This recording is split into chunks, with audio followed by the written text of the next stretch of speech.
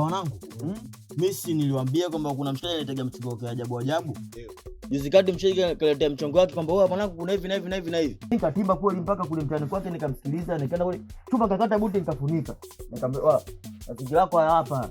Ndio. Unajua mwanangu analeta basi pesa nyingi. Unajua? Sasa kazama mfukoni, kanigia buku mchizi. Atoaje buku za michongo hiyo? Asitoshe sasa mwanangu, juzi kati hapo kaja kuleta mchongo wake, mwanangu sisi kuna issue ya kuua, mimi nikamkataa. Mwanangu si hivi kimeenda kimeudi kapewa mimi michongo sifanye dakika mwisho unaletea session. Ushapa mwenyewe huyo hapo.